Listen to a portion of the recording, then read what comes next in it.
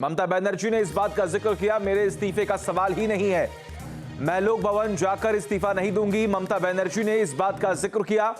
पश्चिम बंगाल में चुनाव हुए, मतदान हुआ, रिजल्ट आया जिसमें ममता बनर्जी यानी कि टीएमसी हार गई। ममता बनर्जी खुद अपनी सीट हार गई। हालांकि अब उनकी तरफ से इस बात का जिक्र किया गया है कि मैं हारी नहीं हूं, मुझे हराया गया है।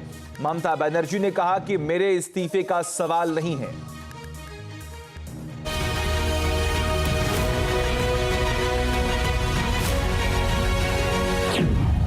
पश्चिम बंगाल में इतिहास रचा गया है। पहली बार बंगाल की सत्ता में आई बीजेपी ने 15 साल से सत्ता पर काबिज तृणमूल कांग्रेस को हराया है। लेकिन बंगाल की सीएम ममता बनर्जी हार मानने के लिए तैयार नहीं है। ममता इस्तीफा देने से इनकार कर रही है। ममता बनर्जी का सवाल है कि आखिर मैं इस्तीफा क्यों दूं? मैं इस्तीफा नहीं दूंगी, मैं हारी नहीं हूँ, मेरे इस्तीफा देने का सवाल ही नहीं उठता, इसीलिए राजभवन नहीं जाऊंगी। वो ऑफिशियली हमें हरा सकते हैं, लेकिन नैतिक रूप से हम चुनाव जीते हैं। आजाद भारत के इतिहास में ये पहली बार हो रहा है जब चुनाव में हारा राज्य का मुख्यमंत्री इस्तीफा नहीं देने पर अड़ा। ममता का ये रुख हैरान करने वाला है। सालों से चली आ रही देश की लोकतांत्रिक परंपरा और मर्यादा का ये अपमान है। आखिर ममता के इस्तीफा नहीं देने के बयान के मायने क्या है? अगर ममता बनर्जी ने इस्तीफा नहीं दिया तो नया सीएम कैसे चुना जाएगा?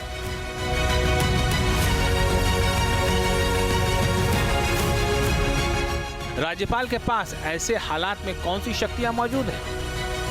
ममता बनर्जी ने अपने बयान के जरिए बंगाल की सियासत को भंवर जाल में फंसाने की कोशिश की है। ममता बनर्जी की इस हैरान करने वाली सियासत पर बीजेपी नेता शुवेंदु अधिकारी ने अपनी प्रतिक्रिया दी है। पार्टी प्रवक्ता बताएगा, कॉन्स्टिट्यूशन में सब लिखा हुआ है, ज्यादा बोलने का जरूरत नहीं। शुवेंदु अधिकारी के मुताबिक संविधान में सब कुछ लिखा हुआ है। संविधान के जानकारों का कहना है कि अगर कोई सीएम इस्तीफा नहीं देता है तो ऐसे में राज्यपाल के पास विशेष शक्तियां होती हैं। राज्यपाल पहले हारे हुए सीएम से इस्तीफा मांग सकते हैं और इनकार करने पर वो विधानसभा को तुरंत भंग करने का आदेश जारी कर सकते हैं। ऐसी स्थिति में राज्यपाल मुख्यमंत्री को बर्खास्त कर सकते हैं। बर्खास्तगी के बाद बहुमत वाली पार्टी के नेता को सरकार बनाने का निमंत्रण मिल सकता है। मौजूदा सीएम के इस्तीफे के बिना नई सरकार का गठन हो सकता है। राज्यपाल के पास अनुच्छेद 164 के तहत राज्य में नया मुख्यमंत्री नियुक्त करने और उसे शपथ दिलवाने की शक्ति होती है। यानी ममता बनर्जी के पास कोई विकल्प नहीं है, लेकिन वो इस्तीफा नहीं देने पर अड़ी हुई है। बीजेपी ममता की सियासत पर पलटवार कर रही है।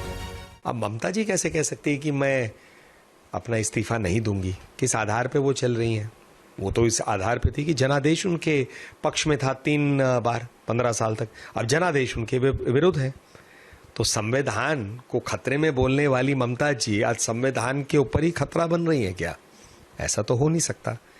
तो उन्हें उस जनादेश को स्वीकारना पड़ेगा। सदमा हो या नाराजगी हो, लोकतंत्र में जो जनता का जनादेश है वही स्वीकारा जाएगा और भाजपा की सरकार बनेगी। जो वो कह रहे ना संवैधानिक तथ्यों पे सही है, ना संविधान पे सही है और ना ही किसी भी रूप से जो कह रही है वो एक इच्छा उनकी जो है वो लोकतांत्रिक प्रक्रिया से परे है, कानून से परे है। तो उन्हें इस्तीफा देना ही। ममता बनर्जी की शिकायत चुनाव आयोग से। ममता का आरोप है कि बंगाल में निष्पक्ष चुनाव नहीं हुआ है, यहाँ वोटों की लूट हुई है। टीएमसी हारी नहीं, हराई गई है। ये दुर्भाग्यपूर्ण है कि चुनाव आयोग इस चुनाव में विलेन बना है। लोगों के संवैधानिक अधिकार को लूटा गया है। ईवीएम की लूट की गई है। वोटिंग के बाद ईवीएम 80-90% चार्ज था। ये कैसे संभव है? हार के बाद ममता बनर्जी आरोपों का पिटारा खोल रही है, लेकिन टीएमसी से जुड़े कई सवाल हैं जिसका जवाब देश की जनता जानना चाहती है। सवाल है कि जब इतना बड़ा गड़बड़ झाला था तो टीएमसी ने चुनाव लड़ने का फैसला क्यों किया? टीएमसी पूरी ताकत से मैदान में उतरी और काउंटिंग के पहले तक जीत का दावा क्यों करती रही? ममता खुद इस्तीफा नहीं देने की बात कर रही है, लेकिन क्या वो विरोध में अपनी पार्टी के जीते हुए विधायकों से इस्तीफा दिलवाने का रिस्क उठाएंगी? ममता ने इस्तीफा नहीं देने की बात कही है। संविधान के जानकारों का कहना है कि अभी भी उनके पास 7 मई तक का वक्त है। या तो वो इस्तीफा दे दें, नहीं तो उन्हें बर्खास्तगी की शर्मिंदगी झेलनी पड़ेगी।